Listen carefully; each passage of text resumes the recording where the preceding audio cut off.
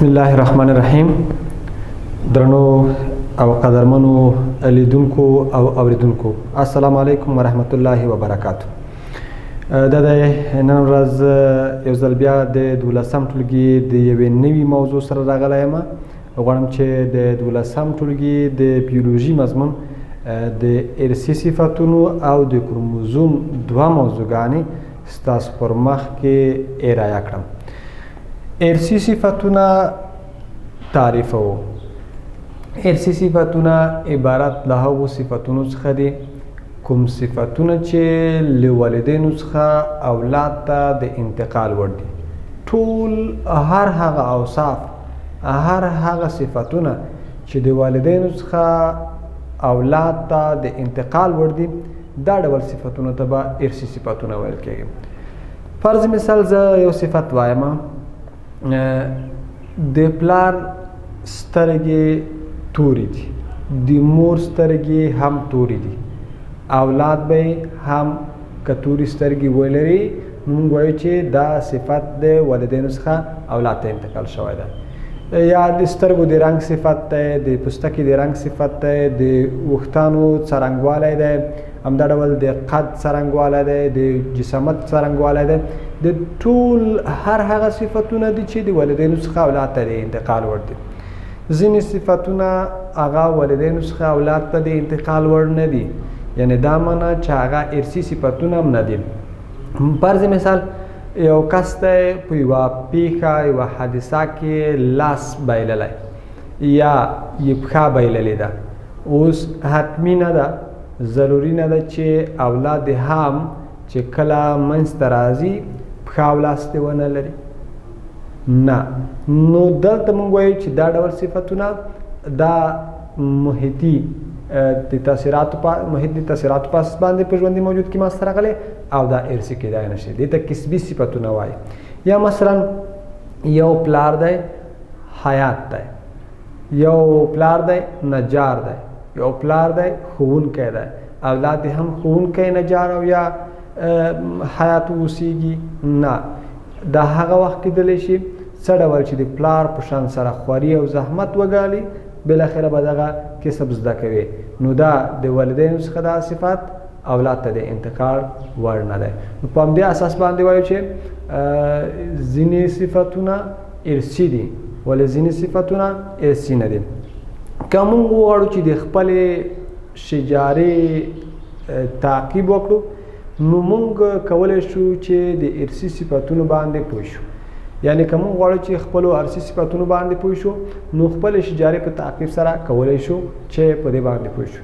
یا ځینې وختونه کله چې موږ غواړو چې یو چا سره دوستي کوو، دوستۍ پر مهال باندې موږ که چېرته غواړو چې موږ اولادونه په راتلونکي کې د ځینې داسو صفتونو لرونکي نه وي چې هغوی زموږ خوښ نه وي، موږ کولی شو چې د مقابل جانب د کورنۍ ارثي خصوصیات شجارات تعقیب کړو او بالاخره موږ کولی شو چې د ځینو داسې پیښو مخنیوی وکړو چې هغه زموږ او ستاسو په پام باندې هغه ښې نه وي.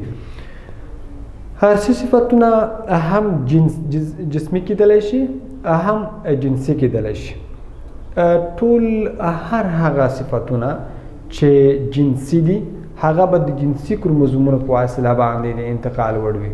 ټول هر هغه صفتونه چې هغه جسمي وي، یعنې په جسمیت ټاکنه باندې تاثیر غورځوي، دا به د جسمي کروموزومونو په واسطه باندې څه کوي؟ انتقالیږي یا ټاکي. اوس دې ته راځو. د وراثت په اړه عوامو خلکو پخوا ډېر ناسم تصورونه لرل، ناسم فکرونه یې لرل، ناسم اندونه یې لرل. مثلا ځینو خلکو به ویل که نه چې دغه د انسان د ارثي صفتونو ټاکونکي هغه وینه ده. یعنې پخوا به وینه د ارثي صفتونو ټاکونکي بلل کېده، خلکو به بایلل. که یو څوک به په یوه پیښه کې، یوه حادثه کې به د بدن ډېره وینه ضایع کړې وه، مثلا که دا به سپین پوستکی انسان و، له تورپوستکي نه به وینه نه اخیسته او دلیل به یې دا وایه چې که زه د تورپوستکي نه وینه واخلم نو د تورپوستکي خواص به په ما کې هم ظاهر شي. یا که یو مسلمان به و کله به چې په یوه پیښه کې د وینه له لاسه ورکړې وه ضایع کړې به یې وه نه به یې غوښتل چې له یو غیر مسلم یا کافر څخه وینه واخلي. ویل به یې چې که چېرته د غیر مسلم څخه وینه واخلم نو چیرې نه چې د ده هغه اوصاف چې دی لري هغه په ما کې هم راڅرګند شي. خو حقیقت داسې نه و. یعنې په لویه کې د هغو اشخاصو نه به دوی وینه اخیسته چې هغوی به داسې اوصاف لرل چې هغه مقابل شخص ته د قناعت او د خوښې وړ و. د هغوی نه به یې وینه نه اخیسته کوم به چې بدو اوصاف لرونکي وه. ځکه ویل به یې چې وینه ده چې ارثي صفتونو ټاکونکې ده. که چېرته د دې کس نه وینه واخلم چېرې نه چې دغه اوصاف په ما کې هم ظاهر شي. یو بله مفکوره هم پخوا وختونو کې د ارثي صفتونو په باره کې موجوده وه. مثلا خلکو به ویل چې کوچنیوالي کې نجونې اولادونه نشي راوړلی او بخیر اولادونه نه بلکې ارثي صفتونه نشي انتقالولی. نو دغه مفکوره هم غلطه وه. اسلام په شرعي لحاظ باندې موږ له دې څخه منع کړي یو چې په کوچنیوالي کې د کوچنۍ نجونو وادول مناسب عمل نه دی. خو دا په دې معنا سره نه ده چې دا نجونې ارثي صفتونه نشي انتقالولی. دا په دې معنا سره ده چې د کوچنیوالي کې د نجونو وادول دا په دې اساس باندې مناسب کار نه دی چې د ماشومو نجونو د حسارې لګن هډوکی چې د رحم کاور یا پوښې رامنځته کړی وي یا په لویه کې د رحم د دغې هډوکي په منځ کې وجود لري د دغې هډوکي د سوري د تنګوالي په اساس باندې کله چې مور اولاد دنیا ته راوړي نو د اولاد چې دی هغه معیوب راځي دنیا ته. ځکه دغه اولاد په سالمه توګه سره نشي پیدا کېدلی چې بالاخره دنیا ته تولد شي. نو ځکه خو ځینې وختونه کله چې دا ډول په کوچنیوالي کې نجونې ودیږي او بیا کله چې اولاد راوړي او دغه اولاد چې دی دا کله چې زیږون نشي کولی چې د رحم یا د حسارې لګن هډوکي څخه تولد شي نو د اپریشن په ذریعه سره دغه مشومو نجونو څخه دغه اولاد راوباسي او بالاخره تولد ترسره کیږي. نو په همدې اساس باندې په شرعي لحاظ هم مناسبه نه ده چې نجونې په کوچنیوالي کې واده شي. ولې ارثي صفتونه چې پخوا د مفکوره موجوده وه چې کوچنیوالي کې ارثي صفتونه نشي انتقالېدلی، نه ارثي صفتونه انتقالېدلی شي ولې د ماشوم هغه نورمال تولد صورت نه نیسي. دویم راځو یو هیتروزایګوس دی او بل هوموزایګوس دی. هیتروزایګوس کلمه او هوموزایګوس کلمې د دواړه د داسې کلمې دي چې دې کلمو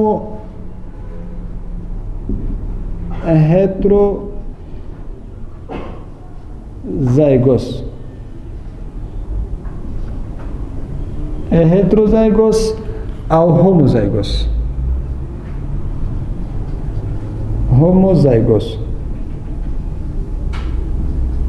د دواړه یوناني کلمات دي. که چیرته یو ژوندی موجود د یوه صفت لپاره جوړه پیکټورونه یا الیلونه مشابه ونه لري دا به هیتروزایګوس وي.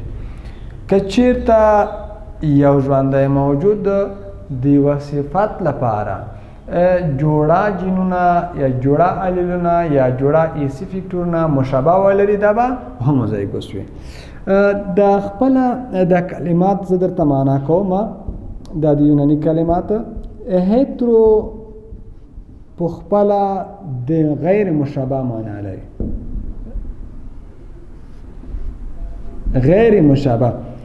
او زایګوس کلمه هم چې د یوناني کلمې څخه اخیستل شوې یا یوناني کلمه ده، معنا یې جوړه ده، جوړه. یعنی که چیرته غیر مشابه جوړه وي دا معنا چې د یوه صفت لپاره دوه جوړه ارثي فکټورونه هغه یو د بل متفاوت اوصاف انتقالوي دې ته به هیتروزایګوس ویل کېږي. فرض مثال دا یو ارثي فکټور دی دا هم یو ارثي فکټور دی دواړه ارثي فکټورونه د دواړو په واسطه باندې فرض کړئ د مشنګ په نبات کې ارغواني ګل رنګ ټاکل شوی په داسې حال کې چې دا ارثي فکټور سپین او دا ارثي فکټور ارغواني رنګ انتقالوي خو د دواړو په واسطه باندې داسې یو صفت ټاکل شوی چې هغه ارغواني ده. دا جوړه ده خو غیر مشابه جوړه ده ځکه د دې هدف او ټارګټ د ارغواني رنګ ټاکل دی د دې هدف او ټارګټ د سپین رنګ ټاکل دی ولې په د دواړو په واسطه باندې ارغواني رنګ ټاکل شوی ځکه چې سپین رنګ لکه څه ډول چې ما په تیرو درسونو کې ویلي وو سپین رنګ په مقابل د ارغواني رنګ جین کې ځان نشي ظاهرولی. دلیل دا دی چې سپین رنګ انتقالونکی ارثي فکټور کمزوری دی مغلوب دی مخفي دی په مقابل د ارغواني غالب او زورور یا قوي ارثي فکټور کې. نو دا ډول جوړه چې د یوه صفت لپاره وي او یو د بل خلاف اوصاف انتقالوي دې ته به غیر مشابه جوړه ویل کېږي. او که چېرته داسې وي چې هوموزایګوس وي د دې هومو کلمه خپله د مشابه معنا لري هومو مشابه او زایګوس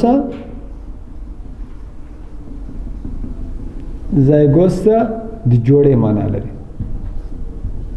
جوړه مشابه جوړه که چیرته دا جن هم ارغواني رنګ انتقالوي دا جن هم ارغواني رنګ انتقالوي د دواړو په واسطه باندې به څه ډول د دواړو په واسطه باندې به ارغواني رنګ ټاکل کېږي خو جوړه جنونه به څه ډول وي یو د بل مشابه وي ځکه د دې هدف او ټارګټ ارغواني رنګ ټاکل دی د دې جن هدف او ټارګټ چې دی هغه هم ارغواني رنګ ټاکل دی. که لنډ په خپل ځان کې وایي په انسان کې مثال وایو که موږ د تورو سترګو د صفت د ټاکلو لپاره جوړه جنونه داسې جنونه ولرو چې دواړه یو د بل مشابه وي مثلا زما سترګو د رنګ د ټاکلو لپاره داسې جنونه وجود ونه لري چې هغه د شنو سترګو جنونه وي دواړه جنونه یا ټول جنونه چې د سترګو د رنګ د ټاکلو لپاره موظف شوي دي ټول د یوه صفت ټاکونکي چې هغه تورې سترګې وي.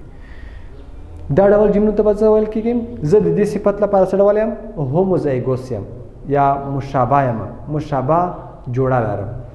او که چیرته زما د سترګو د ټاکلو لپاره د شنو سترګو جنونه هم وجود ولري نو دا ډول صفت ته بیا هیتروزایګوس ویل کېږي او زه د دې صفت لپاره ناخالص یم یا غیر مشابه جوړه لرم. مطمئن یم چې دې باندې مو پوه شوي وای. راځو کروموزوم ته. کروموزوم کلمه یوه یوناني کلمه ده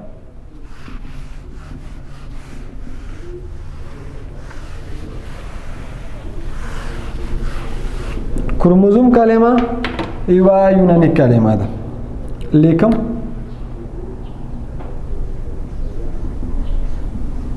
کروموزوم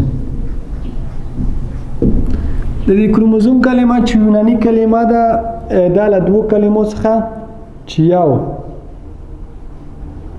لاکروما او بل لازوما څخه عبارت ده د دې څخه اخیستل شوی. کروما د رنګ معنا لري رنګ زوما د جسم یا باډي معنا لري جسم یا باډي معنا لري د دواړو مجموعي معنا څه شوله د دواړو مجموعي معنا دا شوه چې کروموزومونه رنګ اخیستونکي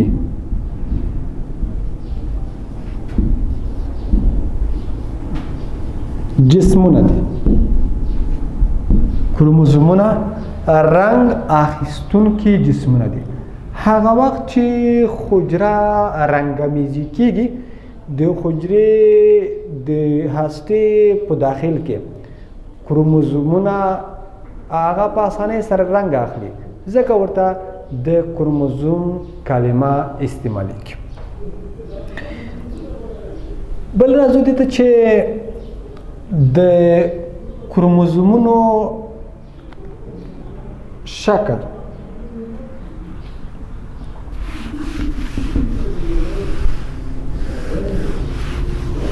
کروموزومونه د شکل جسامت او د اندازې له مخې یو له بل سره توپیر لري. دا معنا چې کروموزومونه ځینې یو ډول شکل لري ځینې بل ډول شکل لري. کروموزومونو جسامت هم متفاوت دی ځینې غټ او ځینې کوچني دي. خو دا باید په یاد ولرو چې که موږ دلته یو کروموزوم رسم کړو دا یو کروموزوم دی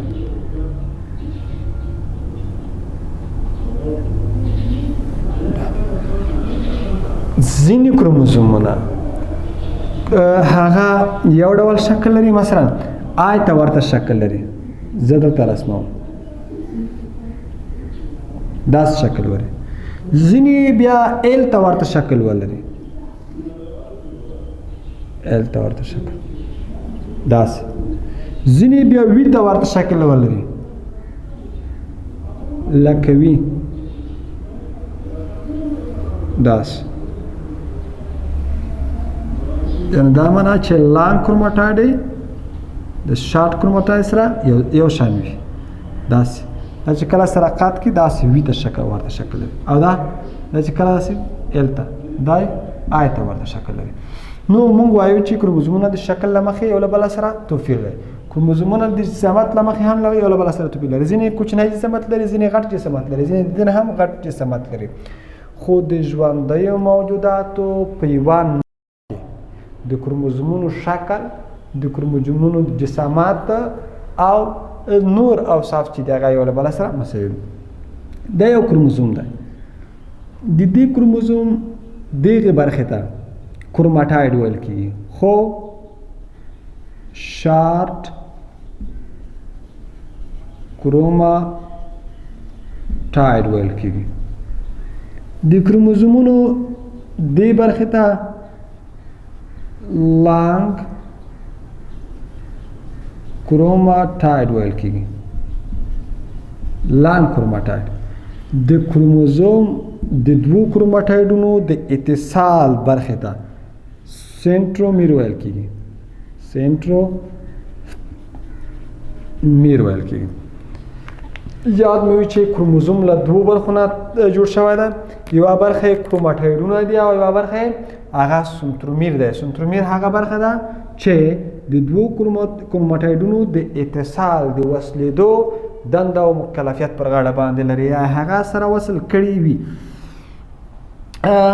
د بل دا چې د کروموزومونو پر سطحه باندې څه موجود وي؟ جینونه موجود وي، ارثي فیکټورونه موجود وي. د هر یو ارثي فیکټور په حقیقت کې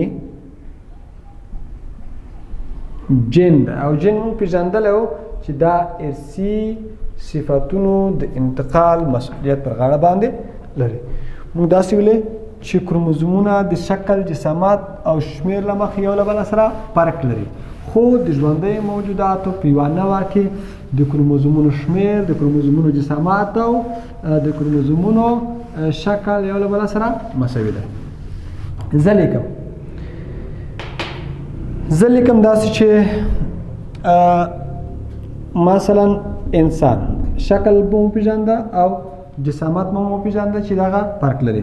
خو اوس د شمېر په لحاظ باندې که موږ فرض کړو انسان په یوه حجره کې شپږ څلوېښت کروموزومونه لري. د نړۍ په هر ګوټ کې چې انسان دی هغه به شپږ څلوېښت کروموزومونه لري. هیڅ امکان دی ونه لري چې یو انسان دی په نورمال حالت کې هغه شپږ څلوېښت څخه کم یا زیات کروموزومونه ولري. ځینې وخت کمیدلی شي، ځینې وخت زیاتېدلی شي، خو تاثیر به یې په همغه اوصاف باندې وي په کومو کروموزومونو کې چې تغییر منځته راغلی دی، نو نورمال اوصاف به ونه لري. همدا ډول که زه په غوا کې فرض کړم کو، غوا یا کو 80 کروموزومونه لري. د نړۍ په هر برخه کې چې هر ډول غوا ده د غوا ولا جنس څخه ده، د به 80 کروموزومونه لري. همدا ډول که راشو د الوتونکو کې پیجن ته، پیجن یعنی کوتره، په کوتره کې 80 کروموزومونه دي چې چیرته کوتره د 80 کروموزومونه به لري په نورمال حالت کې. همدا ډول راځو هغه ته ده کبیج ته، مثلا نباتات ته که راشو کبیج، کرم 18 کروموزومونه لري. آنین یا پیاز څو کروموزومونه لري؟ 14 کروموزومونه لري. همدا ډول نور ژوندۍ موجوداتو کې هم موږ کولی شو چې مختلفې بیلګې بیان کړو. ټومیټو دی، پټیټو دی، ټوټ دی، پراګ دی، داسې نور. په دې ټولو کې د کروموزومونو شمیر د دوی په مختلفو نوعو کې فرق لري، خو د ژوندۍ موجوداتو په یوه نوع کې لکه مخکې مو چې ویلې چې لکه یو انسان دی، د ژوندۍ موجوداتو یوه نوع ده چې په هره برخه د نړۍ کې وي، هغه به 46 کروموزومونه لري. د شمیر په لحاظ باندې قیاس کېدلی شي. رامه شو د کروموزوم جوړښت ته. کروموزوم چې دی له دوو په لویه کې له دوو برخو نه جوړ شوی دی. یو برخه د کروموزوم چې ده هغه له پروټین څخه جوړه شوې ده، او دویمه برخه د کروموزوم هغه نیکلیک اسید دی. نیکلیک اسید یا هستوي تیزاب دی چې د دې دواړو څخه چې جوړ شوی دی؟ کروموزوم جوړ شوی دی. د دواړو څخه کروموزوم جوړ شوی دی. نو دا د کروموزوم درس. خو یوه خبره چې د وروستیو کې ذکر کوم هغه دا ده چې که چیرته د ژوندیو موجوداتو په یوه حجره کې کروموزومونه په جوړهیي شکل سره وجود لرلو، یعنې د کروموزومونو جوړاو، مثلا لکه په انسان کې 6 کروموزومونه په یوه حجره کې وجود لري، په خاص ډول په جسمي حجره کې. دا ډول حجرې چې جوړهیي کروموزومونه ولري د ډیپلویډ حجراتو په نامه سره یادېږي. ډیپلویډ سیل که چیرته د ژوندیو موجوداتو د حجراتو په جوړښت کې د یوې بشپړې حجرې پر ځای باندې نیمه کروموزومونه موجود وي یا جوړهیي کروموزومونه وجود ونه لري، دا ډول حجرات ته څه ویل کېږي؟ هیپلویډ سیل. نو ډیپلویډ سیلز عبارت له هغو حجرات څخه دي چې جوړهیي کروموزومونه ولري، او هیپلویډ سیل عبارت له هغو حجرات څخه دي چې سنګل کروموزومونه ولري. ښه، دا درنو زده کوونکو د نن ورځې زموږ او ستاسو درس تر بیا به چې بیا هم ستاسو په درنه خدمت کې راځم، تر هغې مو الله امان شه، ښه وختونه ولرئ.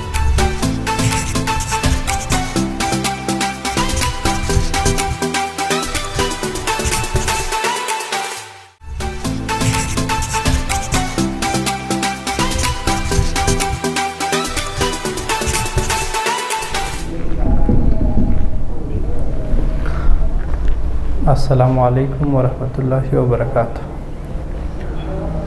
د لوی او بخښونکي خدای پاک په سپېڅلو او پاکو نومونو د درسونو په دې بهیر کې نن ورځ د 12م ټولګي کیمیا ته نوبت رسېدلی ده.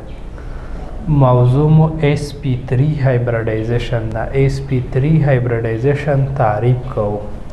مونږ یایو چې که چیرې د s یو اوربیټال له 3p اوربیټال سره تداخل وکړي نو په نتیجه کې 3 جمع یو 4 sp3 هایبریډ شوي اوربیټالونه جوړوي چې د sp3 هایبریډایزیشن په نوم یادیږي.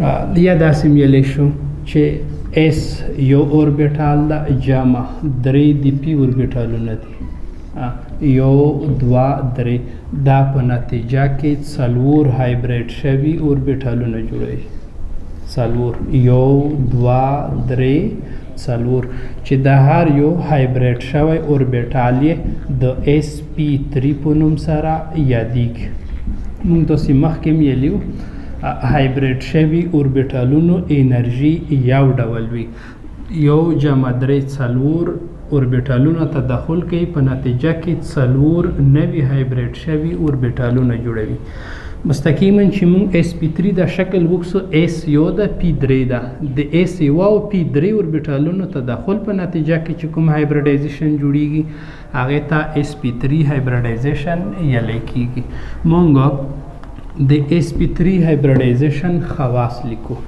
ولیکئ سره د اس پی 3 هایبریډایزیشن خواص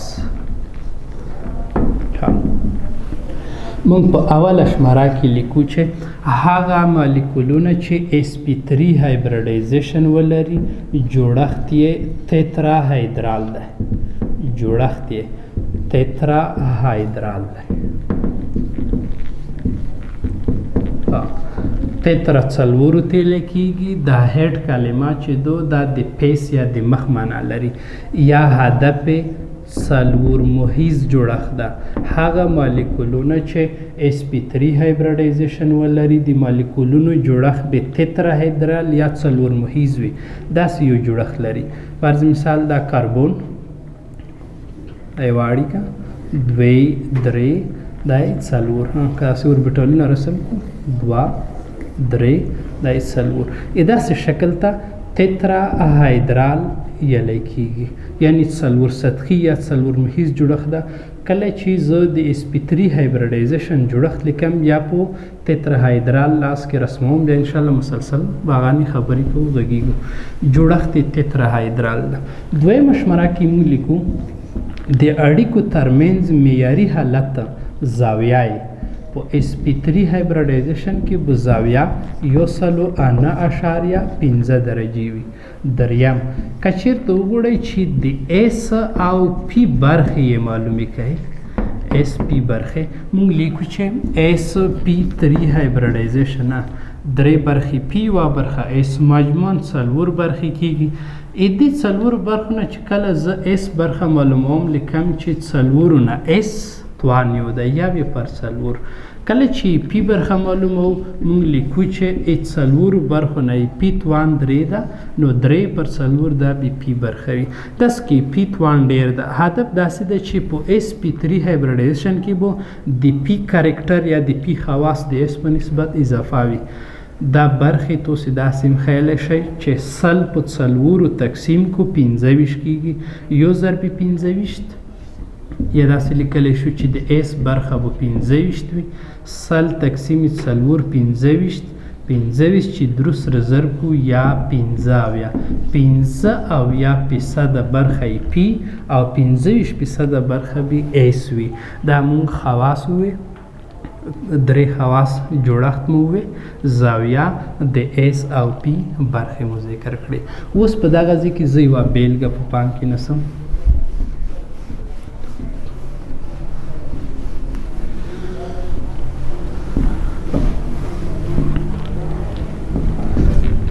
کچیرته زه میتان ولیکم میتان کې مرکزی اتم کاربن ده اتمی نمبر شپږ ده یو اس 2 اس 2 پی 2 په عادي حالت کې الکتروني ویش ده هایبریډایزیشن په تحریک شوي حالت کې واقع کیږي یو اس 2 اس تو سه بو تحریک شوي حالت سره بلاد وای د اس نه یو الکترون جمع کوي سی پی ته 2 اس یو تاسو کې پی 2 دی کله چې دې ځنه یو الکترون وتروشي پی به درې شي ځکه لیکو چې 2 پی 3 کای اس یو اوربیټال وخه په یو اوربیټال کې یو الکترون لري پی 3 اوربیټالونه لري یو 2 3 په د هر اوربیټال کې یو الکترون ده اوس موږ ته ویلي وو چې کچیرته د اس یو اوربیټال د پی د درو اوربیټالونو سره تداخل وکړي نو په نتیجه کې به څلور هایبریډ شوي اوربیټالونه جوړ کړي، 1 2 3 4. دغه ځای کې یو الکترون 2 3 4. د هر یو اوربیټال ته مونږ sp3 ویلی شو، sp3 sp3 sp3.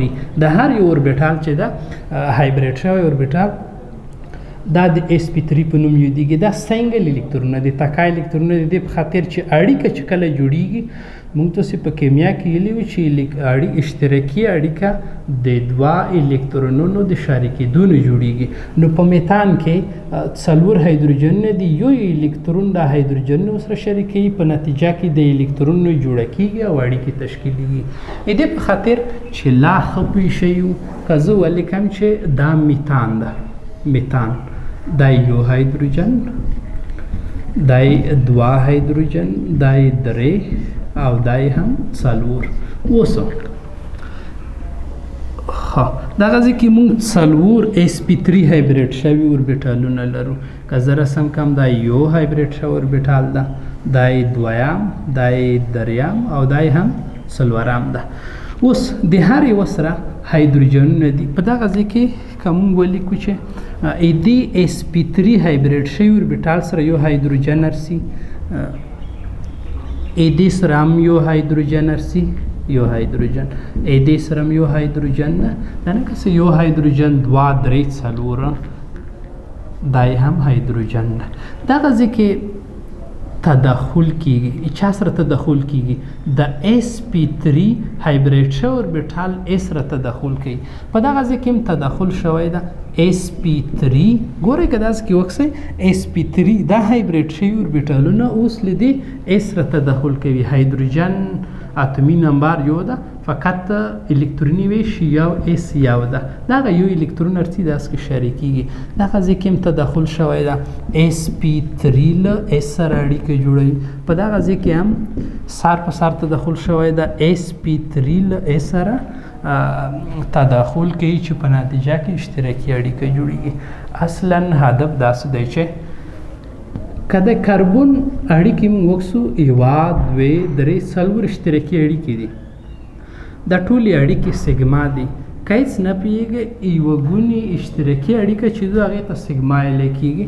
په دې میتان کې 4 سیګما اړیکې دي. دا یوه سیګما شوه، یوه سیګما بونډ شوه، سیګما. دا یوه بله سیګما اړیکه ده، سیګما. دا 3مه سیګما ده او دا یې هم 4مه سیګما اړیکه ده. دا و sp3 هایبریډایزیشن. په دې خاطر چې په sp3 هایبریډایزیشن لا ښه پوهېدلی وای، زه په داسې کې د څو مالیکولونو جوړښتونه رسموم. کولی شو چې موږ تاسې د یوه مالیکول هایبریډایزیشن د مالیکول د جوړښت له مخې هم وپېژنو د بیلګې په توګه.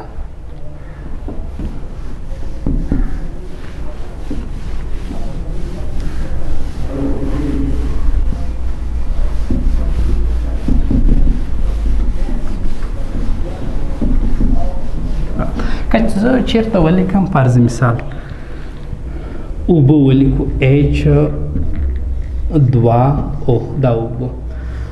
اوبه مرکزي اتوم اکسیجن ده، په منځ کې لیکلی کېږي. دغه اکسیجن په شپږم ګروپ کې دا شپږ الکترونه لري. دا 2 3 4 5 شپږ. دې په خاطر چې د اکسیجن وکتیت فرع کې شپږ الکترونه دي، دغه 2 له نورو سره شریکوي. یو دې هایدروجن سره شریکوي او دا دې هایدروجن سره شریکوي. اوس که داسې کې وکسو د یو اوبو مالیکول څو محیز جوړښت لري، 4 محیز ده، 4 سطحي جوړښت لري، ځکه چې د مرکزي اتوم په شاوخوا کې 4 الکتروني ساحې دي. د الکترونو موجودیت ساحې ته الکتروني ساحه ویلی کېږي. دغه ځای کې الکترونونه دي که نه، یا یوه ګونې اړیکه دا ساحه کې ایسوبېدلی شي. آزاد الکترونونه 2 الکترونونه دا هم یوه ساحه جوړولی شي، 2 ګونې اړیکه دا هم یوه ساحه جوړولی شي، او 3 ګونې اشتراکي اړیکه دا هم یوه الکتروني ساحه جوړولی شي. اوس په دغه ځای کې د مرکزي اتوم چې دا اکسیجن ده، که موږ تاسې وکسو د اکسیجن په شاوخوا کې څو الکتروني ساحې دي؟ یوه ساحه، 2 ساحې 3 ساحې او 4 ساحې. نو موږ ویلی شو چې د اوبو په مالیکول کې به هم هایبریډایزیشن sp3 وي یا هم دې ته ورته که زه ولیکم چې امونیا NH3 په امونیا کې مرکزي اتوم نایتروجن ده. مرکزي اتوم به تاسې د 10م ټولګي کیمیا کې یلی وي. مرکزي اتوم هغه اتوم ده چې ټولو نه لوړ اکسیدیشن نمبر ولري.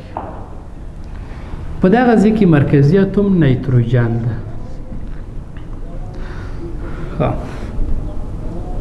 نایتروجن څو هایدروجنونه لري؟ 3. اول دا نایتروجن 1 2 3 4 5 الکترونونه لري ځکه چې په 5م ګروپ کې موقعیت لري. اخري مدار کې 5 الکترونونه دي. دغه ایدې په خاطر چې د نایتروجن اوکتیت فراکي نو 5 لري مجبور دي دا 3 نور سره شریک کی. دا چې ایدې هایدروجن سره شریک کی، دا یو به ایدې هایدروجن سره شریک کی او دا یو به ایدې هایدروجن سره شریک کی. ایوا ساحه 2 ساحې 3 ساحې 4 ساحې. دا نایتروجن په دازې کې مرکزي اتوم ده. د مرکزي یا منځني اتوم په شاوخوا کې زده کوونکو 4 الکتروني ساحې شوي. کله چې د مرکزي اتوم په شاوخوا کې 4 الکتروني ساحې شي موږ ویلی شو چې هایبریډایزیشن به sp3 وي. خو زاویه به د معیاري حالت نه کمه وي ځکه آزاد الکترونونه په زاویه تاثیر لري. دا بیا وروسته یوه موضوع راونه د مونږ یایو چې فرض مثال که چیرته د مرکزي اتوم آزاد الکترونونه موجود وي دا آزاد الکترونونه د اړیکو په زاویه اغیزه کوي. دا د دفع قوه لري. اوس نه پوهیږم د مرکزي اتوم ووی چې هغه اتوم چې لوړ اکسیدیشن نمبر ولري هغه مرکزي اتوم ده. نایتروجن اکسیدیشن نمبر -3 ده، هایدروجن مثبت 1 ده. په ریاضیکي لحاظ مثبت 1 لوی د -2 نه. تاسې به علامې نه کسئ داس کې به 3 کسئ چې 3 لوی ده، یعنی د مثبت منفي داس کې هدف مثبت او منفي چارج ده. -3 چارج لوی ده له مثبت 1 چارج څخه چې دې ټکي ته فکر وي. په ریاضیکي لحاظ مثبت 1 لوی ده خو موږ دغه ځای کې د مثبت منفي هدف فقط د چارج خوده نه ده. هایدروجن مثبت 1 چارج لري او نایتروجن -3 چارج لري. دا و sp3 هایبریډایزیشن چې مو ته تشریح کړو. خو د ښوونځي په کتاب کې د sp3 نه مخکې نور نه دی لوړ، خو داسې امکان لري چې d او f دا هم برخه واخیستی شي. دې په خاطر چې تاسو لږ قناعت شوی وي چې د d اوربیټالونو سره کم ته برخه واخلي په هایبریډایزیشن کې. زه یوه بیلګه ته لیکم sp3 d هایبریډایزیشن هم ته یایم.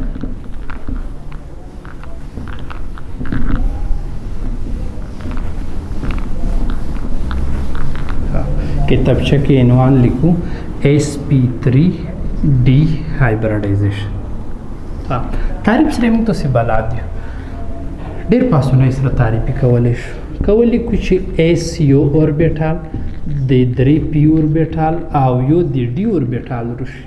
نو په نتیجه کې یو جمع 3 4 جمع یو 5 په نتیجه کې به 5 sp3d هایبریډ شوي اوربیټالونه جوړ کی چې د دې اوربیټالونو مکس کېدل مخلوط کېدل د sp3d هایبریډایزیشن په نوم یادېږي. اوس زه ارسم د دې هایبریډایزیشن خواصو ته اواله جوړښت درسو. هغه مالیکولونه چې sp3d هایبریډایزیشن ولري جوړښت به مثلثي دوهرمی وي یا مثلث دوهرمی، مثلثي دوهرمی. دې ته ټرایګونل بای پیرامډل هم ویلی کېږي. څه معنا؟ مثلثي دوهرمی یا ټرایګونل بای پیرامډل دوه هرمونه به وي. ټرایګونل په دې معنا ګورئ که زه رسم کوم دا ټرایګونل شو که نه، یو مثلث ته ورته شکل ده. بای پیرامډل دا معنا بای پیرامډل چې که چېرته مونږ په دانې پوسه دا یو هرم دې طرف ته رسمي پیرامډل. بای معنا دوه، یعنی دوه هرمونه دي، یو هرم دی دوه هرمونه. که چېرته وکسو په دغه ځای کې دا زکیم یو اوربیټال جوړېدلی شي، دا سکیم جوړېدلی شي او دا سکیم جوړېدلی شي. دې شکل یا دې شیپ ته ټرایګونل او بای پایرامیډل ویلی کېږي، یعنی دوه هرمي. دا سکیم یو هرم تشکیلیږي، دا سکیم یو هرم تشکیلیږي. ټرایګونل دا په یوه پلین کې دي. د ټرایګونل یا مثلث تعبیر ته شکل چې دا په یوه سطح کې واقع دي، ځکه دې ته ټرایګونل بای پایرامیډل ویلی کېږي. په دویم کې دا موږ دا وپېژندو ټول هغه مالیکولونه چې sp3 ډي هایبریډایزیشن ولري جوړښت مثلثي او دوه هرمي دی یا ټرایګونل بای پایرامیډل دی، چې هسې مې شکل هم ته رسم کړو. په دویم قدم کې موږ زاویې ترڅو زاویې څو درجې؟ زاویې 90 درجې. ځینو اړیکو ترمنځ زاویې 90 درجې دي او ځینو ترمنځ 100 دي. حتی دا چې ځینو اړیکو په منځ کې 180 درجې هم امکان لرلی شي. دا چې سره کم ته ممکن دي دا زاویې. که چېرته زه شکل رسم کړم زه باوري یم چې بیا به تاسو هدف ته په ورسېږئ. دا شکل زه رنګوم ټرایګونل. تاسو دا ټرایګونل ته فکر وکړئ، دا د ټرایګونل په یوه سطحه کې واقع ده. که چېرته موږ تاسې وکړو دا اړیکې او دې دوه اړیکو ترمنځ زاویه که وکړو دا به 160 درجې وي. دې اړیکې او دې اړیکې ترمنځ زاویه به هم 160 درجې وي، دې ترمنځ به هم 160 درجې وي. موږ تاسې ویلي وو چې هغه مالیکولونه چې sp3 ډي هایبریډایزیشن ولري ځینو اړیکو ترمنځ زاویه به 160 درجې وي، خو 90 درجې ځینو اړیکو ترمنځ 180 درجې هم کېږي. که چېرته زه په دغه ځای کې بای پایرامیډل رسم کړم، دا خو یو خط د پیرامیډل شکل خو داسې نه ده، خو مونږ یایو چې دې ته ورته جوړښت لري. که دا خط وکسو د پیرامیډل د هرم خط که وکسو دا 90 درجې زاویه جوړوي، دا دې سره هم 90 درجې زاویه جوړولی شي. موږ تاسې ووایو چې ځینو اړیکو ترمنځ 90 درجې هم زاویې امکان لري، خو داسې هم امکان لري چې 180 درجې هم شي. که چېرته دا یو مستقیم خط تاسې مو سره معنی موږ تاسې ویلی شو چې مستقیم خط زاویه خپله 90 درجې ده. دا خط چې رسم شوی ده موږ ویو چې دې اړیکو په منځ کې زاویه 180 درجې ده، خو ممکن چې د یادوري کوي یو 90 درجو یادوري کوي او 160 درجو. د 180 دومره یادوري نه کېږي. دا دوی مشهورې زاویې دي د اړیکو ترمنځ، یوه 90 درجه او بله 160 درجې. په دریم قدم کې زه د sp او d برخو ترسم د sp او d برخې په sp3 ډي هایبریډایزیشن کې د s برخه څومره ده، د p برخه څومره ده او د d برخه څومره ده. دې معلومولو سره تاسې بلد یې، خو زه بیا داسې کې ورته یاداشت کوم.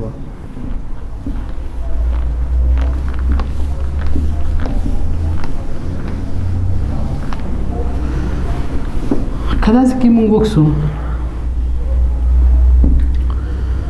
زه ولیکم چې P3D یوه برخه S، درې برخې P، یوه برخه D، په نتیجه کې 15 برخې رسي. زه چې S برخه معلوموم، 15 برخو نه یوه برخه دای S ده، P برخه چې کله معلوموم 15 برخو نه P توان 3 ده، یعنی 3 پر 15 د P برخه ده. او که D برخه معلوموم تاسې 15 نه یوه برخه د D ده. اوس که په فیصدۍ ښیې 100 چې په 15 تقسیم کو 100 کېږي، 100 ضرب یو، یا داسې ویلی شو چې 100% یا یوې پر 15 دا به S برخه وي. 100 تقسیم 15 100 چې درو سره ضرب کو یا ویلی شو چې 80%. دې نه بغیر 100 چې په 15 تقسیم کو یو وبخئ 100 چې یوه سره ضرب کو یا لیکلی شو چې 100%. نو په نتیجه کې ویلی شو چې په sp3 ډي هایبریډایزیشن کې د s برخه 1/5 یا 0% ap برخه 3/5 یا 0.5 او d برخه 1/5 یا 0% دا چې 3 سره جمع کوي 0 او 0.8 جمع 0 دا به 100 پوره کوي دا غو sp3 ډي هایبریډایزیشن خو دې په خاطر چې لږ خپوي شو یو بیلګه هم په پام کې نسم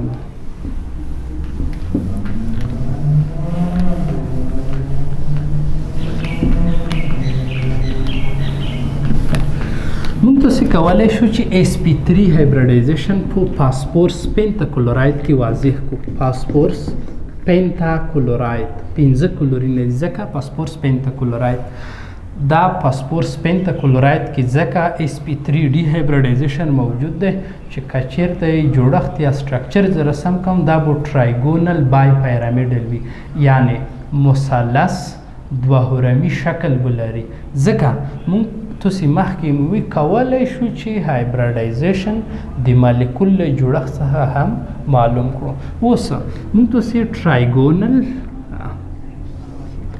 دای ټرایګونل شو بای پیرامډل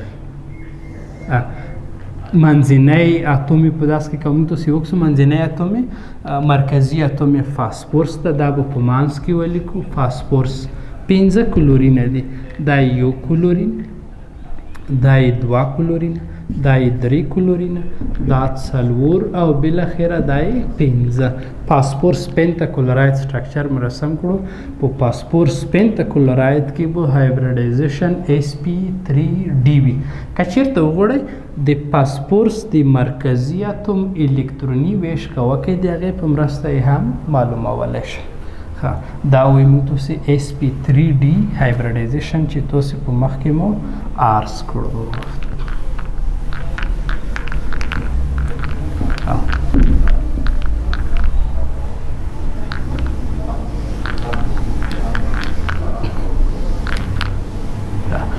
sp3d2 sp3d3 هغه نور نه تویای دولسم ټولګي کې یو sp زده کوي sp هایبریډایزیشن بل sp2 او بل sp3 دا زده کوي نور به کفایت کوي دا sp3d مې دې په خاطر وی چې تاسو یعنی ذهنن دې ته آماده وای چې په هایبریډایزیشن کې d هم برخه وخاستلی شي دې په خاطر چې موږ تاسو وکولای شو په اسانۍ سره په مالیکولونو کې هایبریډایزیشن معلوم کو نو موږ یو دوی لاندې لارې لرو دا چې نن ورځ په وخت اجازه رو نکي ارتلون کې ورځ ان شاء الله ارسم او مفصل بحث وکړو ارتلون کې ورځ به موږ تاسو هایبریډایزیشن اخرنۍ ورځ ایتو سي کامیابی او بریالیتوب وړو